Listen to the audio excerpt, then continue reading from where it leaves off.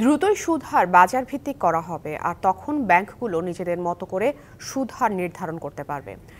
এমন তথ্য জানিয়ে কেন্দ্রীয় ব্যাংকের গভর্নর আব্দুর রউফ তালুকদার বলেন, ব্যাংকিং খাতে নগদ অর্থের সংকট চলছে। একটি সেমিনারে এসব কথা জানান তিনি, আর সাবেক গভর্নরদের তাগিদ মূল্যস্ফীতি কমানোর। ঢাকায় দুদিনব্যাপী আন্তর্জাতিক সেমিনারের দ্বিতীয় পর্বে একই মঞ্চে উপস্থিত ছিলেন বাংলাদেশ ব্যাংকের বর্তমান ও সাবেক মিলিয়ে 4 গভর্নর। আলোচনার বিষয় ছিল চলমান অর্থনীতির সংকট।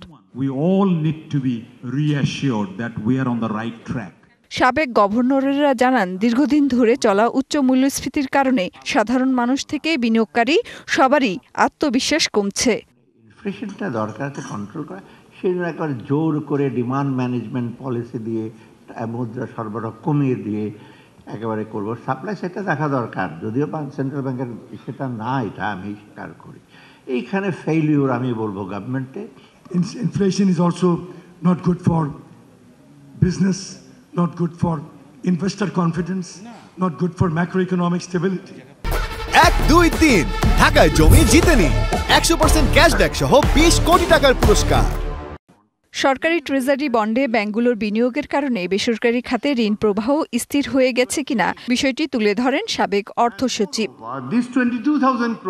এই 20,000 কোটি টাকার বন্ড 5 দিয়ে গুণ করলে 1 লাখ কোটি টাকা, যা ইতিমধ্যে তৈরি হয়েছে বাজারে, যদিও মুদ্রানীতি সংকোচনশীল।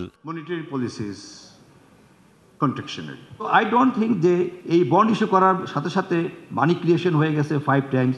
আর মানে এই ধরনের যে আশঙ্কা, এটা ঠিক না। রেমিটেন্স ও রপ্তানি সহ অন্যান্য সূচক ভালো অবস্থায় থাকায় চলতি হিসাবের ভারসাম্য ইতিবাচক থাকলেও আর্থিক হিসাবের ঘাটতি নেতিবাচক থাকছে, কারণ সরকারকে অনেক বেশি সুদ পরিশোধ করতে হচ্ছে। Since we have a high cost borrowing from the domestic side, our interest payment account is increasing every year. So that is the main reason.